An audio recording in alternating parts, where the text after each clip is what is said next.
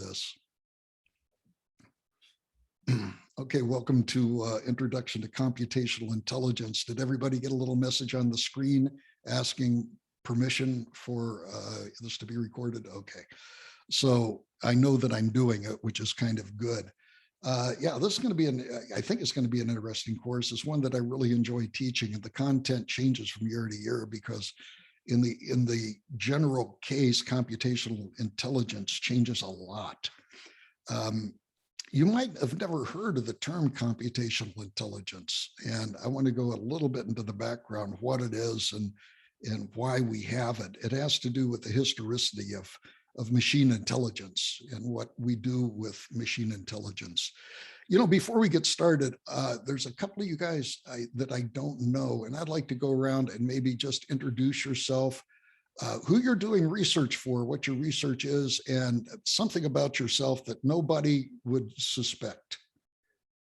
Okay, and I will go from left to right. So we'll go with Sam. Innocent, do you go by Innocent, the whole first name? Okay, you do. Okay, Colin, Matthew, and Trevor. So Sam, we'll go ahead and start with you. Hi, I'm Sam Howe. I am a first-year PhD student under Dr. Marks. I do research also with Dr. Marks. Let's see. You may not suspect that, one, I'm married, and two, I foster orphan kittens with my wife routinely.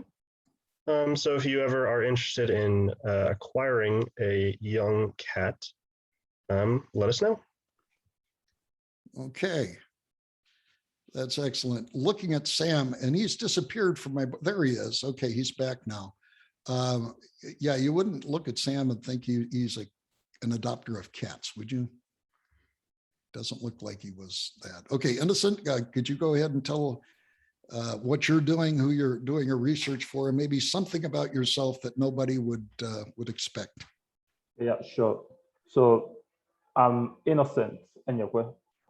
So yeah, I'm a third year PhD student working with Dr. Kwang Lee. So currently we are working on, or rather doing research on, to see how we can use artificial intelligence to control the processes of a pumped storage hydropower system. So that's what we are currently working on right now. So something that I think people looking at me won't suspect the first time is that there are lots of sports that I love to get myself involved, or that I like to play. Lots of sports. What's your favorite? You have to have a favorite, don't you? When it comes to something physical, you talk about soccer. Soccer. Yeah, but when it comes to something more intellectual, you talk about chess. Chess. So you enjoy chess too? Yeah, I do. How do you do against like artificial intelligence chess? Have you ever played like an expert trained with artificial intelligence reinforcement learning? Yeah, I bet most of the apps we have on our phones are being trained with AI. So yeah, I bet, but I think I'm doing well against most of them. Really? Yeah. Well, I'm impressed. I mean, of course, Kasparov. It's been about 20 years. Kasparov was beaten by what was it? Deep Blue, I think. Kasparov was the world champion from Russia. Was defeated by Deep Blue. Yeah. So the fact you can even do well against moderately trained AI.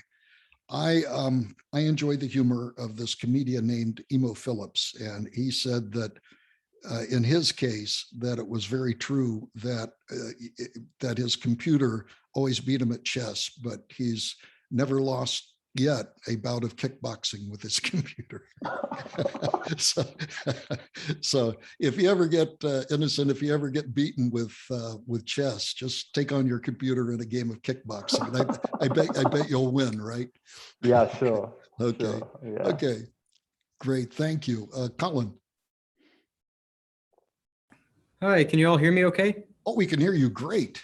Awesome. So my name is Colin. I'm just graduated last semester. Now I'm I graduated from the as a computer science and math major, and I've been recruited by Dr. Blair to work on some quantum computing. Oh, that is fun Research. stuff. So I have kind of more of a background in math and CS, but Okay. yeah. So when are we going to be able to get quantum computers on our laptops? It's I'm not an expert in the technology, but I think there are projections that say it's like anywhere from like a decade to never. Yeah, I agree. Yeah, most of it. I talked to one guy that thought they could do quantum computing, a Turing machine quantum computer. All of our machines that we use are Turing machines. Yet most of the algorithms that they do in quantum computing, you have to set up all these dominoes and then you knock them down. I mean, there's a lot of effort just setting up the quantum computer to solve the problem. And it's very, very difficult. It's very specialized. And I think one of the big things, and I don't know if we'll ever get it. I don't know if we'll ever get a quantum computer that is a Turing machine that can do stuff like our laptops do, except more quickly. So it's everybody's waiting, and we've been waiting for a long time. Heck, I think I first heard of quantum computing,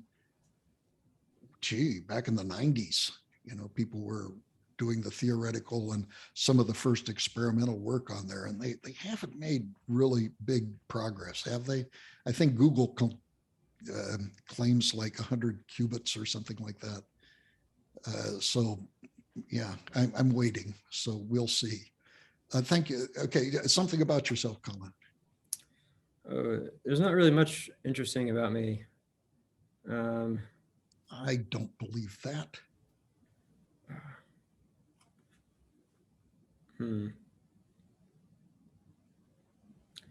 There was well, I'll just tell the short version. There was a time when I almost absconded with the King of Sweden's hat. Okay, you got to tell me about that.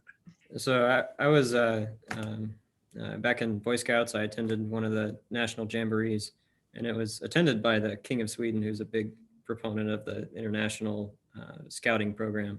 Yes. So I got to shake his hand, and he basically was, he has this weird habit of like wearing a bunch of hats. Like if you Google like the King of Sweden, literally, not just figuratively. Yeah, like he like wears all these funny hats whenever he goes to events and stuff. But, isn't that interesting? Okay. Yeah. So he basically, it was like, said, nice hat. And he, said, here, you can put it on your head for a bit, and turned around and walked away, and had to track him down to give him his hat back. Really? Okay. You forgot it was on your head. Oh my gosh. Now see, that's an incredibly interesting story. I actually have a friend in Sweden. I just Zoomed with him about a week ago. His name is Ola Herscher. And his name is really unusual because it has an umlaut in it. And when you think of Sweden, you don't think of those little two dots, those point on the top of the O's. But he is a really, really interesting guy, professor at the University of Stockholm. And I've learned all sorts of things about Sweden and their socialistic government and how it works. And he's one of these guys. I'm not a big fan of that, but he's one of these guys that really is supportive of it, but really, really nice guy. So you didn't get to keep the hat, did you, Colin? That's a bummer. What kind of hat was it? Was it a baseball hat? The King of Sweden wouldn't wear a baseball hat, would they? No, it was one of those like cheap like jester hats. They're like the stuffed ones with the little bells that. The King of Sweden was wearing a jester hat? Yeah. So like he wears goofy hats. That's apparently one of his gags. So. Boy, I guess so. Was he wearing the shoes with the little curly things on them? Probably not. That would be, if you wanted to go full bore as a jester, I guess you would need to do that. Wow, isn't that interesting? Okay, Matthew. Hello, can you hear me? Yeah, we can hear you fine. Where are you at, by the way? You're somewhere in. I am in the Moody Library, so if I talk quietly, that's why. Okay. So I'm a PhD student under Dr. Gravanya. Oh man, is he smart? Yeah. I guess you figured that out. Are you doing timescales? No, I'm actually starting work in the non-destructive testing group of Dr. Jack's group. So Okay. I'm going to be a little electrical engineering support into that group. Okay. Oh, that's right. Dr. Gravania is working with Dr. Jack. I didn't know what it was with, but it's a non-destructive testing. Mhm. So what kind of non-destructive testing are they using? I'm familiar with just like X-rays and tomography and stuff like that, but what are they using? They're really big into ultrasound or ultrasonic non-destructive testing. Oh, okay. And then I'm starting I'm helping with the new research into eddy current testing. So, Oh my gosh, I know one of the guys that's into eddy current non-destructive testing is one of my former professors, Harold Sabah, Sabaugh. I don't know if you've ever run across his stuff, but I suspect if you're doing eddy currents, I guess is if you have some sort of metallic discontinuity, it sets up eddy currents. Is that the idea? well, eddy currents are generated by presence of a magnetic field. Yeah. And so if we send a magnetic field through a sample or something, and there's some conductivity there, it'll generate these currents going, I guess, perpendicular to the magnetic field. Okay. Okay. Oh, that's fascinating. Yeah, you have to let me know if you ever hear of any of the work with Harold Sabah, Sabaugh. He was one of my favorite professors as an undergraduate. Just a brilliant man. And I know he's into eddy currents. He was a guy that could walk into a classroom, and sometimes, you know how professors get distracted in their lectures. He would look up on the board and see what the previous lecturer had put on the whiteboard. And he could lecture from those notes the whole class. I mean, the guy was just brilliant. He knew everything about everybody. It was kind of cool. Okay, and something about yourself, which is we would not expect. I actually grew up on a farm in Arkansas in the backwoods. So there you go. Is that right? Okay, what kind of farm? So we had horses, some cows, chickens, dogs, just a large variety of things. Oh my gosh. Okay. Were you anywhere near West Monroe where the Duck Dynasty people are? No, we're in Northwest. Okay, Northwest. Okay. Were you big into hunting at all? Did you enjoy hunting? I've processed a few deer, but I've never gotten my hunting license and done that. But yeah. Okay. There's a lot of hunting in the area. My heritage is in West Virginia, and everybody down there, everybody in the world down there, except for me, likes to hunt. I kind of find it boring. Yeah. You know, you just kind of sit around. It's like fishing.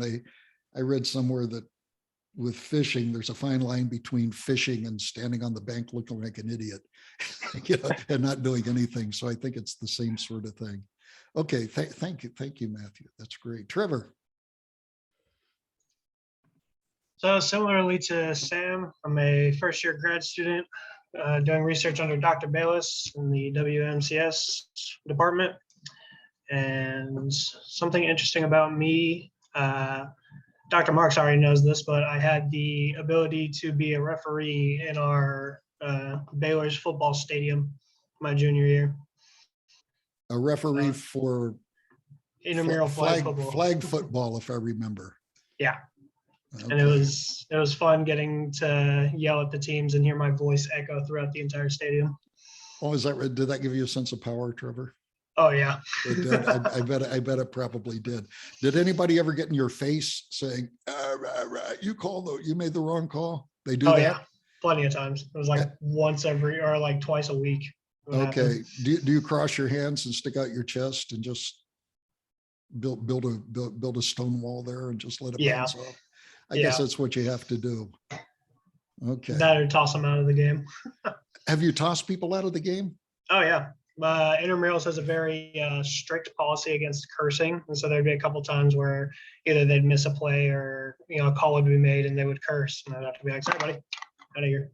Okay, I see. I'll tell you a story about me. This was very interesting. I used to, my sons used to play baseball, Little League baseball, and what they did is they recruited the parents to be umpires. So I was the field umpire one time. and I heard, and I was for one team, and the home plate umpire was for the other team. And the coach for the other team was just a vile man. He would yell at the kids, he would curse at them. And I went over and I says, this is a warning, you need to stop that.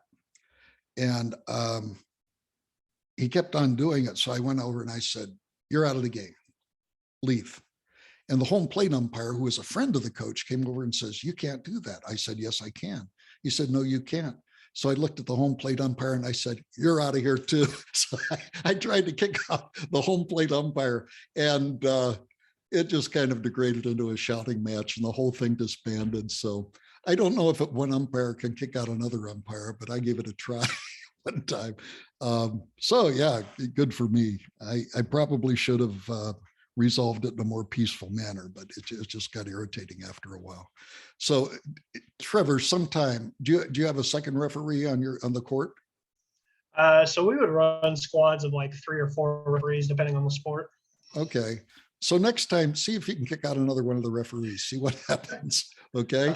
I've thought about it a couple of times. Did you? Okay. Yeah. That's good. Okay. Let's see. Ming Kun, I have not met you yet. Did I say your name right? Ming Kun? Oh, yeah, Ming Kun. Okay, great. Ming Kun. Okay, we're telling who we work for, the kind of research we're doing, and then something about yourself that nobody would figure out that you were doing it. Oh, yeah. Actually, I'm a PhD student, and now I'm specialized in the analog IC design. Last summer, I just found an internship that about the analog IC design in Illinois. Okay, so you're doing an internship. I didn't quite get that. I heard the word analog. Yeah, analog IC. That's a chip, analog chip. Analog IC. So are you working for Dr. Koschel? No. Currently, I don't have a. Oh, you don't. Oh, you don't. Okay. Yeah. I know that Dr. Koschel is really into analog sort of things like analog neural networks and things like that. So, oh, very good. Well, welcome. Okay, tell us something about yourself we wouldn't expect. Like, for example, you're Irish or something like that. That was a joke, Ben Kuhn. You don't look Irish. Okay.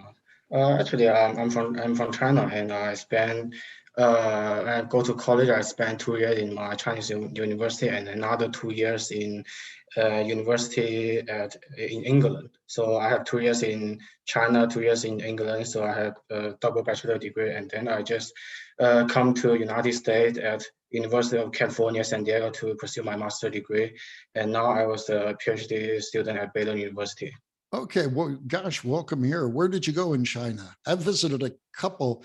I visited universities in China, in Singapore, Chengdu, and Beijing. Singapore is not China. Oh, what did I say? I didn't mean Singapore. I meant Shanghai. I got confused because they both begin with an S. Okay, so it was Shanghai that I visited. Do you know Guangzhou? I grew up in Guangzhou. That's maybe the third biggest city in China. That's the southern part of China. And then I just I went to college in the northeastern part of China. Okay. No, I'm not familiar with it. And where did you go in England then? In 2016, I enrolled in the college in 2014, and our university have a program with the university in England. So and then I just recruit on that program. So and then I go to England. But that is in University of Birmingham. Okay. Well, welcome. So welcome to the class, everybody. I think that we're going to have fun. I'm your able instructor, Robert Marks. I've been involved in artificial intelligence and things like neural networks for over 30 years. So I have lots of experience. I'm happy to keep up with the field. There was kind of a stasis in artificial intelligence for a number of years. And then there's been a recent boom with new algorithms, specifically in the areas of reinforcement learning and deep convolutional neural networks, which is something that we'll talk about. And these are really been innovative. And something called the GAN, the generative adversarial network, and just so much fun sort of stuff. A lot of this stuff, as we will talk about, has a big history, and we'll talk about that in a second. Let me first of all tell you something about myself, which some of you know, and that is probably the most important thing in my life, which is I'm a follower of Jesus Christ. And I have been a follower of Jesus Christ since I was about your age. I was a junior in college. And by being a Christian and a follower of Christ, it doesn't just mean that I go to church. It means that I attempt to live every aspect of my life in accordance to the teachings of Christ. And I hope throughout this course that you see that reflected by the way I treat you and the way that we operate this course. Also, we're at Baylor. We can still pray, and I would like to open this up with a prayer. Don't feel obligated to join, but if you do, yeah, please join me. Father God, what a wonderful, wonderful new semester. Thank you for bringing us together, and thank you for these young men who want to learn more and more about this wonderful world that you have made. We are so fortunate, God. Each one of you, each one of the people here, Lord, has been blessed with a very high intellect, and we're all gifted in analytics and engineering, and we thank you for that gift. And I pray, Lord, that I am able to instruct in a manner which educates these young men in the areas of computational intelligence, and that they come out of this much more worthy. And I would pray that those that are Christians in the group, that they come out with a greater dedicated service to you, with a focus on your love and the advancement of your kingdom. We pray this in Christ's name. Amen. Thank you very much. Okay, I am going to start out first of all with the history of neural networks. And before I do that, I wanted to share the screen here. Let's see if I can do this if I was smart. Okay, 1 second. I'm doing something here.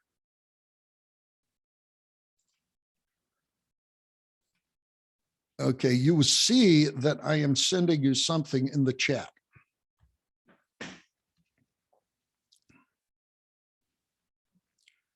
And it is a link to a Google Sheet. And this Google Sheet will guide us throughout the semester. I'm not a big user of Canvas. I like to use just, I don't know, conventional sort of stuff. So if you look at that, what you find out is the following. I'm going to share my screen here and show you what we're up against.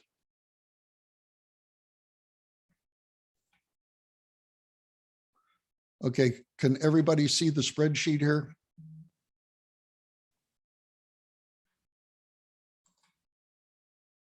Nod if you can. Can you see a spreadsheet? Okay. So here is going to be kind of the syllabus of the course, and it's very coarsely outlined.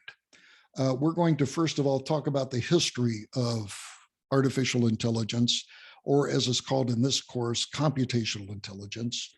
We will then talk about fuzzy inference. And one of the areas of computational intelligence is fuzzy thinking, believe it or not. What was funny, there was a debate between George W. Bush and I forget who his opponent was. I forget who it was. And anyway, his opponent says that all of Bush's stuff was based on fuzzy logic or fuzzy thinking.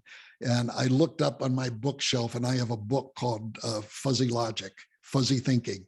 And it turns out that it's an important way of thinking.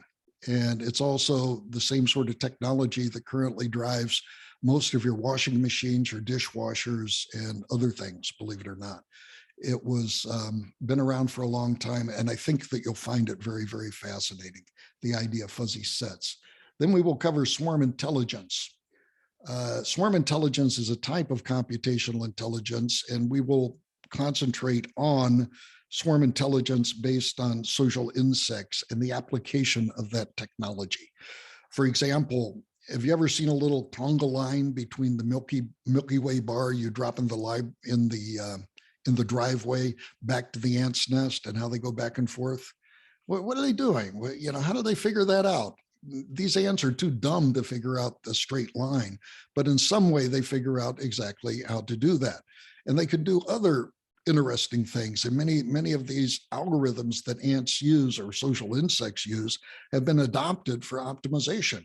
In fact, what the ants do is they solve a interesting problem. What's the closest distance between 2 points? It's a straight line. And if you drop your Milky Way bar and you have a little stream that the ants can't traverse, and you put 2 little bridges, and one of those bridges gives you a smaller trip to the anthill as opposed to the other one, which you have to go a little bit more out of the way to do, the ants will figure out the shortest trip. And how do they do that? How do they do that without a central controller? And I think that the swarm intelligence is going to be particularly applicable as we see the development of drone swarms. And when we see the development of drone swarms, these swarms are going to, by necessity, act autonomously. And how do they act autonomously? Much like a social insect group does. So we'll talk about this. Then we'll talk about search for design. It turns out a lot of things in life can be boiled down to just a search problem. And many designs are the result of search. Let me see if I can give you an example here. No, I probably won't do that. I'll do it when I get to the lecture. NASA, for example, designed an antenna. And this antenna, if you look at it, I was going to show you a picture, but I'll do this later when we get to it. And it looks like a paper clip stuck in a cork that's all bent in these strange ways. And yet that antenna was developed by something called an evolutionary computation algorithm, and it works incredibly well. And in fact, it's flying around in space somewhere right now. And it was designed through an iterative sort of process. And that iterative sort of process is the design in search. We know that search is used all the time. And if you've ever designed anything, have you ever noticed that all design is iterative? You start with something, it kind of works, then you fine tune it, then you fine tune it, then you fine tune it. How many here have heard of WD-40? Right? WD-40, you know where the 40 came from? It was the 40th experiment that they used before they perfected the formula. That's where the 40 came from. And the same thing with the formula 409. It was an iterative sort of process. It took 409 iterations in order to come up with the formula that they use in the spray bottle now for formula 409. So even in the name of some of these things, it's an iterative process. It's a search for the best solution. Now, for Formula 409 and WD-40, that was an iterative process generated by humans. There was a human in the loop. They looked at a design, they said, we could probably do better here, here, and here. And so they do another one, and they look at the results, and they say, well, we can do better here. And they do another iteration. Search for design in computers is something where all of the modifications are done by the computers. There's no humans in the loop. And this is a very powerful concept, which is applicable all across the board. In fact, one of the places that it's used quite a bit is the search and learning. You've heard about neural networks, for example, and neural networks require repeated access to the training data. And every time it has access to the training data, sometimes it takes hundreds, thousands of presentations, and it gets better and better and better and better through an iterative process. And the training of artificial intelligence is itself a search process. So there's search which is happening in the design. Then we'll talk about artificial neural networks. We will not get into, well, we'll get into the theory of artificial neural networks, but I do want to point out that there's other courses offered in Baylor that look specifically at artificial neural networks. So if you're interested in getting very deep into the topic, I would suggest that you look at the courses by Pablo Rivas, Dr. Rivas, R-I-V-A-S. He's from the computer science department, very gifted in the area of neural networks.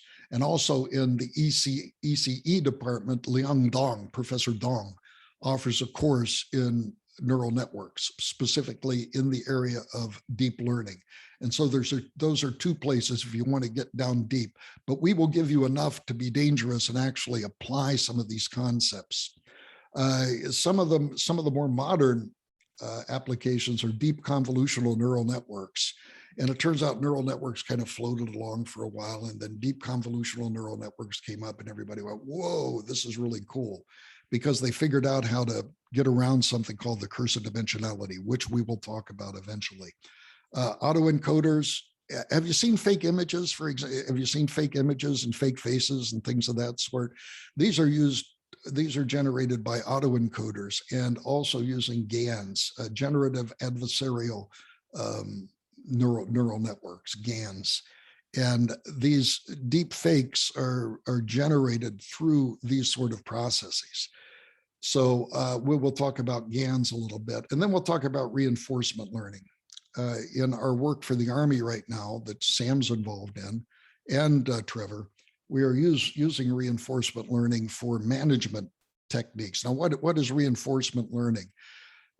Before we get into it, you've probably heard of reinforcement learning. You've heard of AlphaGo beating the world champion in Go, right? That was a Go process which was trained using reinforcement learning. And it isn't like you have training data, like if you're trying to differentiate cats from dogs, you have to have a bunch of pictures of cats and dogs, and you say, this one's a cat, this one's a cat, this one's a dog, this one's a dog, this one's a cat, and you train the neural network. With reinforcement learning, it's more like, I'm oversimplifying here, but you give it the rules. Like, you don't need training data to play Go. You just need to know the rules of Go, right? There isn't any data which is associated with it. So you have to figure out the best way to go into those problems where the rules are assigned. There's no training data, and figure out the best way to do things. And so we'll look at that also. There will also be lectures here. You can see the lectures. This is number 1, which is going to be the introduction of neural networks and some of the history. I want to spend some time going over the history because I think it's important. History is forgotten so much. Even in my lifetime, I have seen papers come out and I look at those papers and I think, that was done 20 years ago. You know, what's the big deal now? The problem is, if you go to Google, and I did this a couple of days ago, and I entered the year 2020, and I did artificial intelligence in quotes. I got about 2.4 million hits, okay? And that's like 2 papers per minute, 24/7. So in a way, you can't blame people for not keeping up with historical things, because 2 papers per minute is just something you can't keep up with, right? So there is a lot of replication in the data. So that's kind of the overview. Now, each of you took this course for a different reason, and I'm wondering if there's any other thing that you would like to see as in the syllabus of the course that I might know about. Anybody have any thoughts?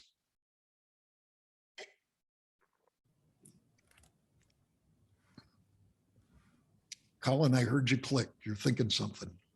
Yeah, I was curious if you had any insights into like more modern, like attention-based networks, like transformer models, or BERT, for example, is a natural language model, like some of these. Okay, no, this is not natural language processing. We won't go into that. That's a whole separate field in itself. In fact, computer science has just hired a new professor. He's an endowed professor who is involved in data science and natural language processing. If you follow the news, one of the biggest news out right now is with GPT-3. Have you heard about that? Yep. Have you tried the new app that they just released? I haven't. I think last time I heard, when they initially let it out, they had like closed access, so you had to like basically have a valid reason to get an API key. Well, not only that, Colin, but what they did is they introduced GPT-2, and the people that generated GPT-3, which was OpenAI, it was a company formed by Elon Musk and eventually acquired by Microsoft that owns all of the rights to the software currently. They put out a press release which says, oh, we've developed GPT-2, and it is so dangerous that we're not going to release it because we're afraid that it will disrupt the news cycle. And GPT-3 can do incredible things. It can write these small bursts of coherent prose. And I could see this being released on Twitter or something like that and kind of taking over. But, we'll talk later on. I'm also a big advocate that artificial intelligence has limitations. And one of the things that artificial intelligence will never be able to do is to do something creative. Now, you have to be careful here because you have to be careful in defining what creativity is. Creativity is defined by something called the Lovelace Test, which was formulated by a professor named Selmer Bringsjord out of Rensselaer Polytechnic. And the Turing Test, how many have heard of the Turing Test? Okay, the Turing Test. You've heard the Turing Test. The Turing Test is totally ineffective in measuring creativity. And the reason is that the process has been gamed so much that it's really ineffective. There's something called Goodhart's law, and Goodhart's law says anytime you quantize a metric, it becomes ineffective for measuring what you're trying to do. So that was true with the Turing Test. And well, I'll give you an example. A couple of years ago, there was this AI put out called Eugene Goostman, and it made headlines. And the headlines was that Eugene Goostman fooled like, I don't know, 80% of the people that it had conversation with. But the problem with Eugene Goostman, and this is typical of this sort of interaction, is that Eugene Goostman was advertised as a Ukrainian teenager. Now, why did they use a Ukrainian teenager? Well, first of all, Ukrainian. If his English isn't quite right, he's Ukrainian. Come on, it isn't his first language. Why did they use a teenager? Because the guy, it hasn't had the time to accumulate the knowledge of the world. And plus, there are a number of little tricks that the people doing the Turing Test try to game. One of the common ones is if you ask a question and the AI has no response, they answer the question with a question, trying to derail the conversation. And I would invite you to go and look at these attempts of Turing Test, and you can see the trickery in here. You might ask, what about GPT-3? Well, with GPT-3, it's very clear that it's no good as a chatbot. But also GPT-3, if you look at long elements of prose, it isn't belletristic. That's a nice word I learned. You ever heard of the word belletristic? It means it's artful. Like Victor Hugo's Les Miserables is belletristic, okay? The Constitution of the United States is belletristic. It has a deeper intellectual meaning.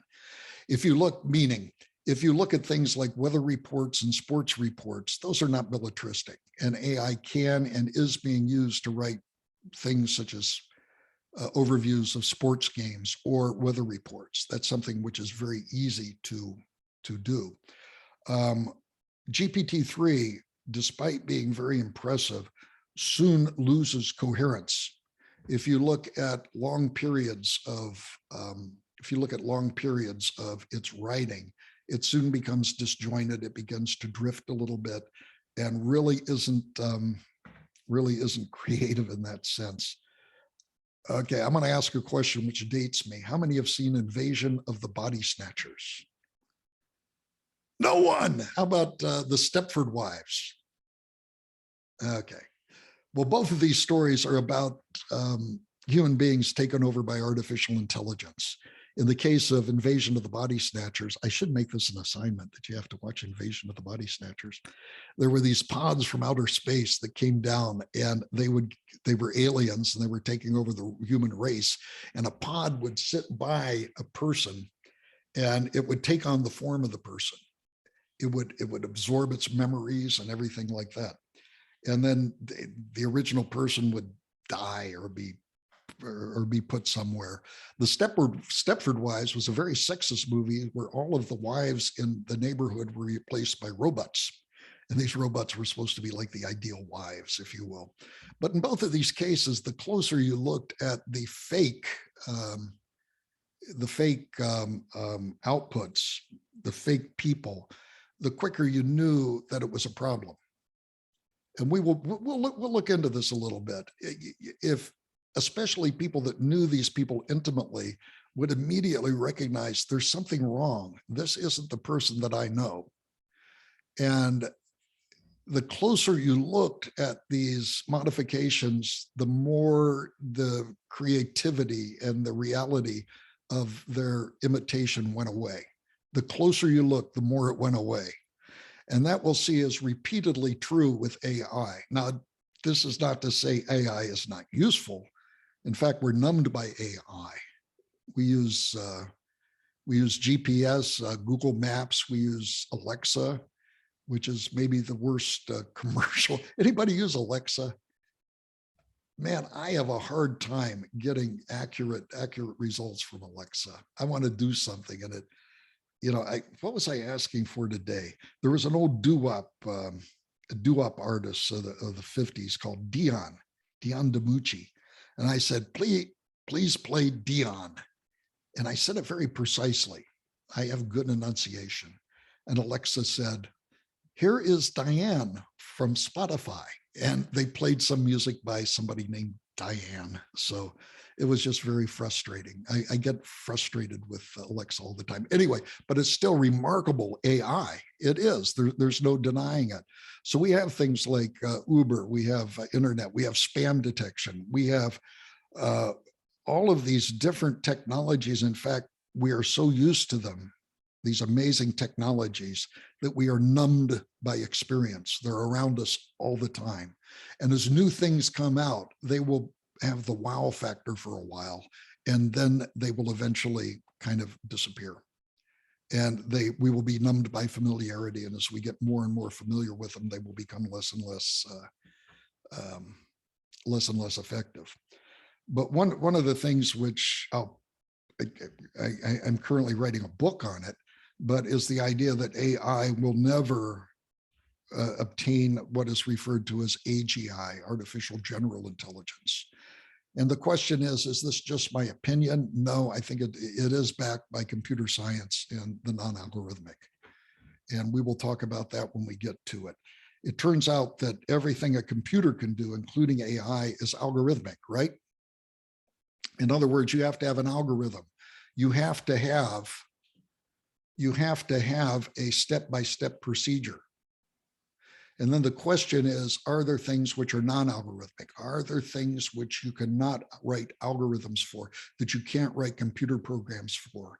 And the answer is yes. In fact, Alan Turing showed an example of this in the 1930s with the so-called Turing halting problem. He came up with a problem, which was you can't write a computer program to analyze another computer program to say if that computer program stopped or it ran forever.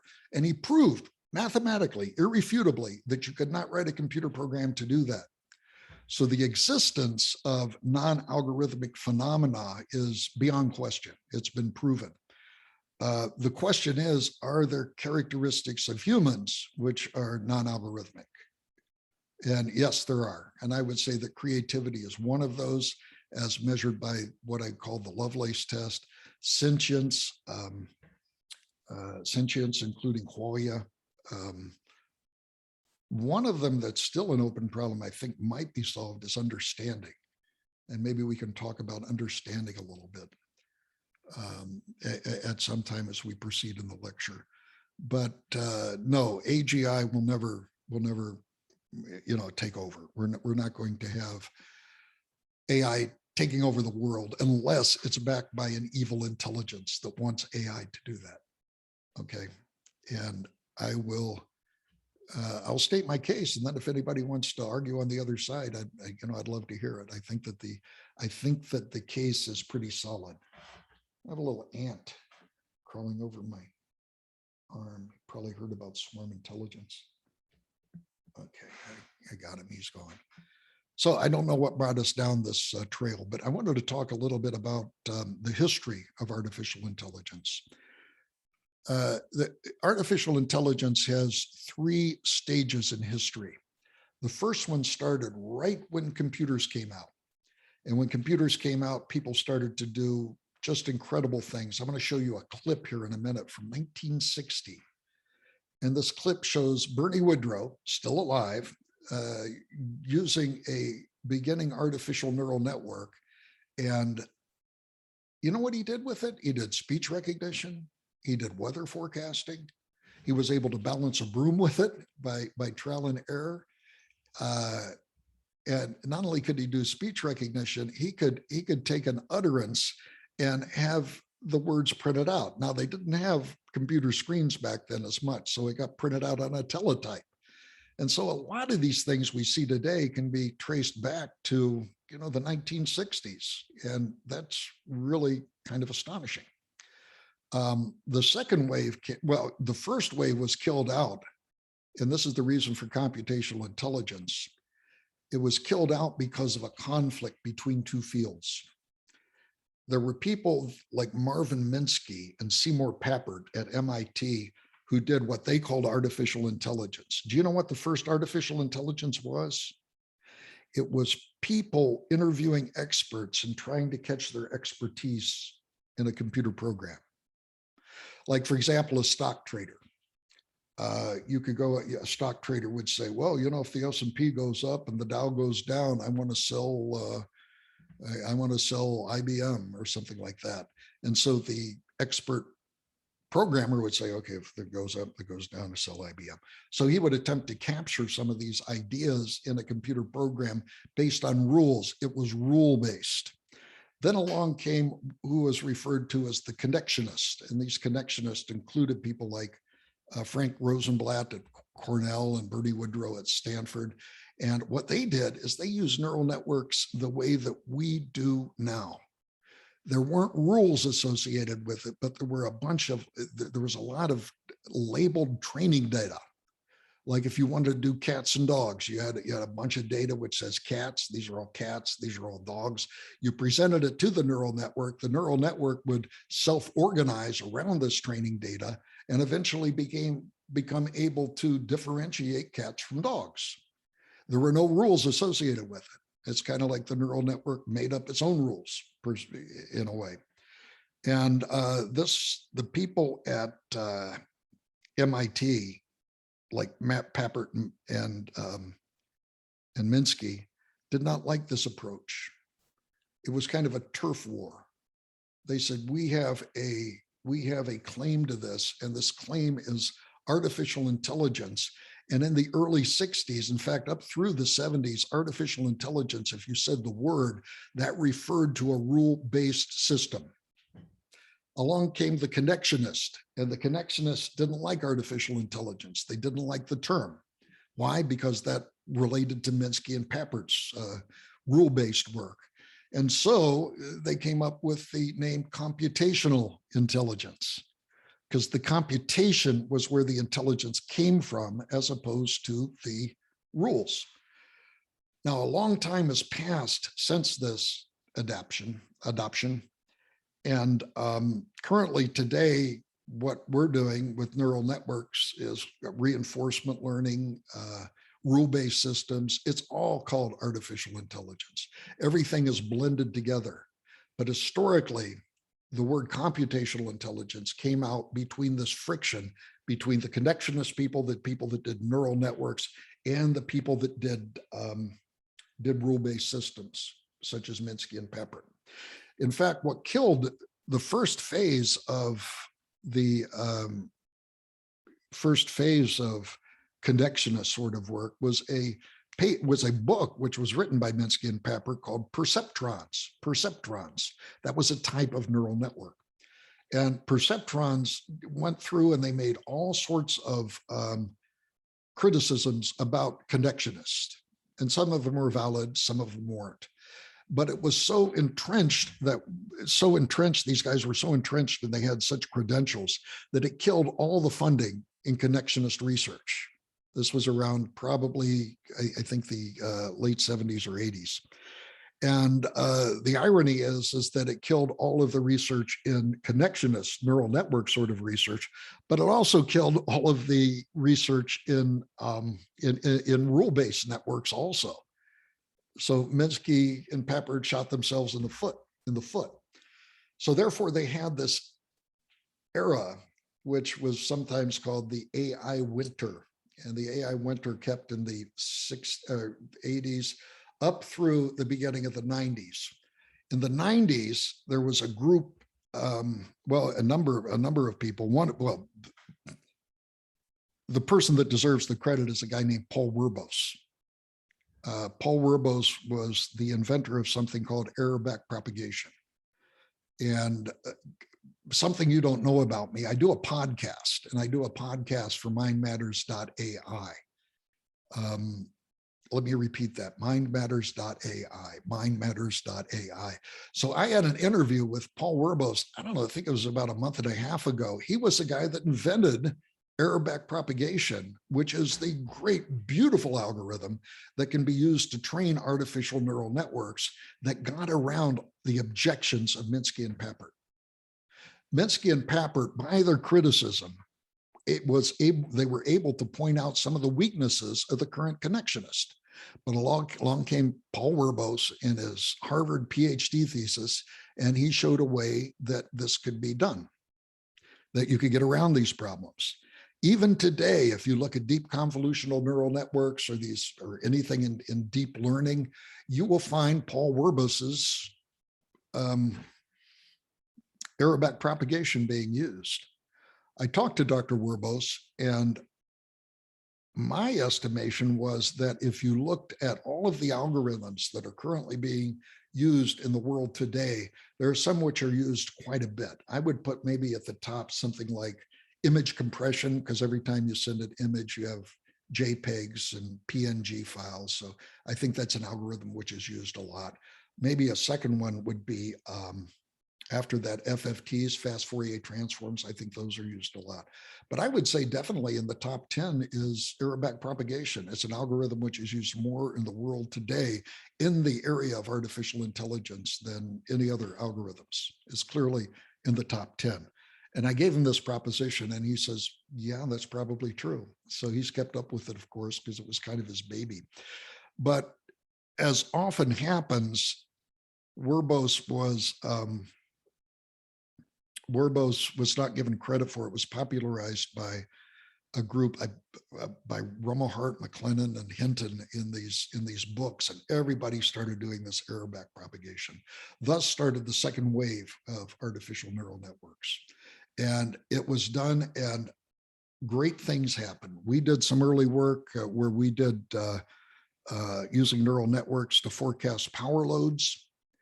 And within a year, there were 38 different power utilities using neural networks to forecast their power load. Probably the first multi-millionaire from neural networks during the second phase was a guy named Robert Nielsen, who applied neural networks to do credit fraud. And it was a time when your credit card was swiped and your data was sent to Robert Heck Nielsen, who checked to see if your financial transactions was a fraud or not. Heck Nielsen became very, very wealthy. Very interesting story. Later in life, he became a Christian because he realized even though he had all this money, he still had to, take a shower naked. He realized he was still human. But he sold his company to another company called Fair Isaac. Has anybody ever heard of Fair Isaac? You haven't heard of Fair Isaac, but have you ever heard of a FICA score? The FI in the FICA store, FICA, stands for Fair Isaac. So they're the ones that are responsible for that. They're really big into like rating things in terms of finance and stuff. So it was sold to Fair Isaac, and he was a guy that retired with, you know, multi-million dollars, basically built on the back of neural networks and the neural network empire that he built. So this second phase came, and everybody was applying neural networks to everything. And then things went along kind of slowly until, I don't know, maybe I would say maybe the turn of the century, probably even before that, when computing power went boom, and all of a sudden you could do things that were incredible. All of these neural networks require training. And sometimes this training would take, you know, a month or a week. Even now, some of the more complicated neural networks, you know, they would take a week, for example, to train. And you had all this computational power. And then Geoffrey Hinton, who's a Canadian and was one of the pioneers of the second wave of neural networks, and his group is credited with coming out with something called a deep convolutional neural network. In parallel, there was the reinforcement learning of things such as the software that beat AlphaGo. That was reinforcement learning. And so there were these parallel developments. The generative adversarial neural network came along, which is something that could be used now because of the computational power, which couldn't be used before. And now we're seeing a third stage of the interest in artificial neural networks. There is an interesting phenomena which occurs with the introduction of any new technology, and it's something called the hype curve. The hype curve, the technology comes along and there's a big interest in the technology, and things are overhyped. And we saw this quite a bit in neural networks for a while. Then there is the crash and the realization that a lot of these things which were hyped were not feasible. And we see this in a number of different areas. I'll explain just in a minute. But as engineers, you know, the greater the rise, the deeper the overshoot, the undershoot, right? And then there's the so-called asymptote of reality. And the asymptote of reality for us engineers is the degree that something is reduced to practice. And if we see something that is successfully reduced to practice, there's no arguing. This is successful. This is something that works. And right now we're going, in my opinion, we're over the heap. We're starting to see a lot of the claims about artificial intelligence being not fulfilled. I think one of the big ones is self-driving car, level 5 self-driving cars. You're not going to have a level 5 self-driving car, at least not in the immediate future. It ain't going to work, no matter what Elon Musk and Tesla tells you. And so we're kind of over the hump, and we're kind of going down through a closer inspection of the things that artificial intelligence can and can't do. Can they do great things? Yeah, absolutely. One of the things is Greg Hammerly, who teaches an artificial intelligence course over in computer science, worked together. I love this. I love this result. Man, I forget the other guy's name, but this other guy had let's say a daughter. I'm not sure if it was a daughter or a son that had precursor for eye cancer.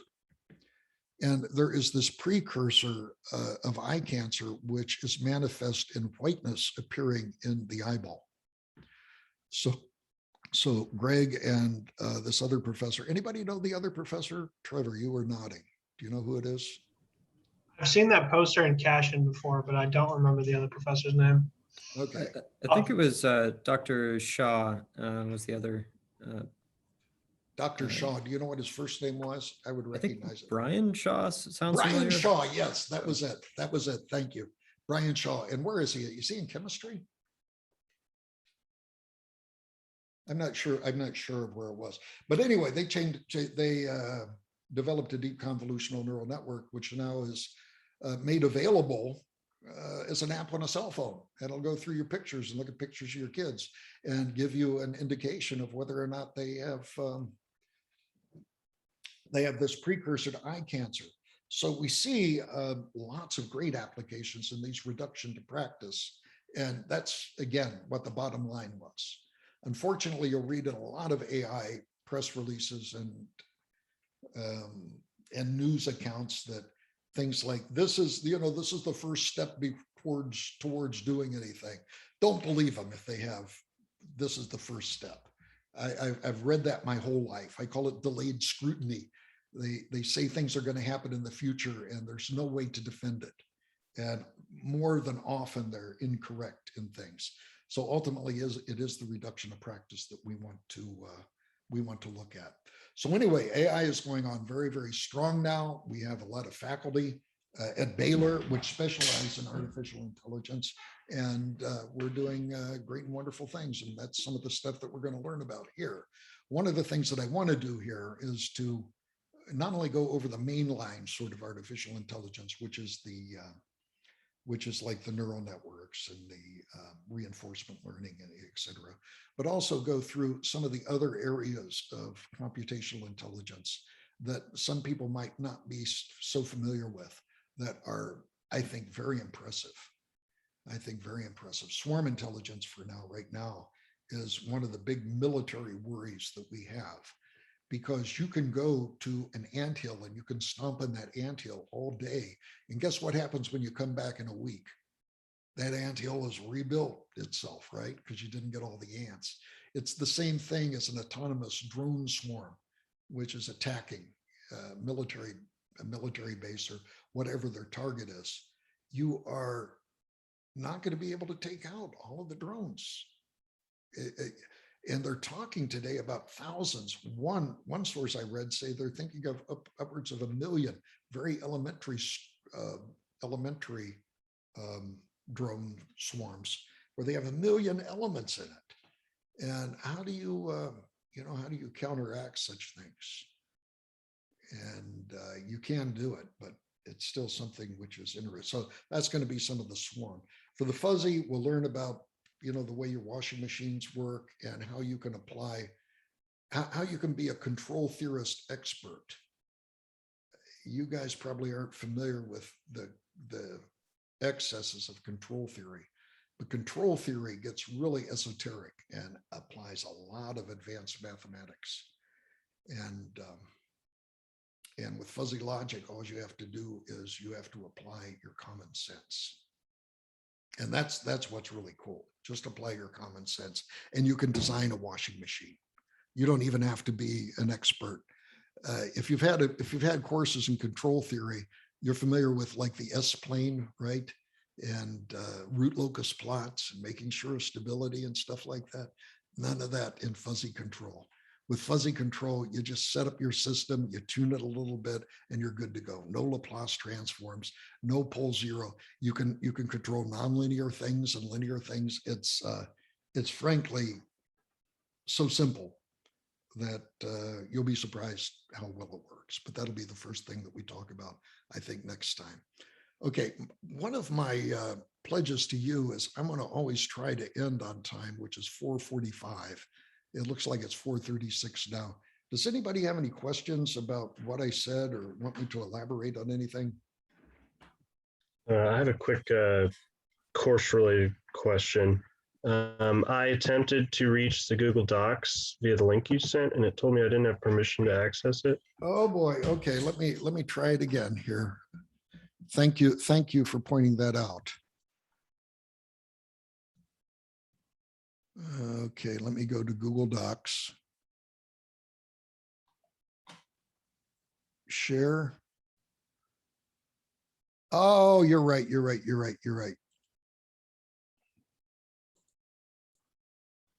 Anyone with the link can view this. Okay, it's working for me now.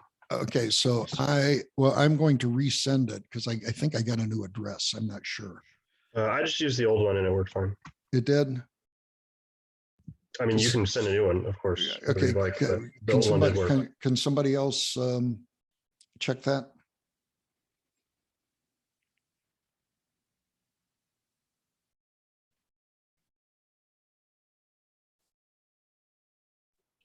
Yeah, the old one. Yeah, it's working. Yeah. It's working. Okay. Okay, good. I don't have to change anything then. Okay, gentlemen, until any other questions or comments? Okay, hearing none, I will bid you adieu and be of good cheer.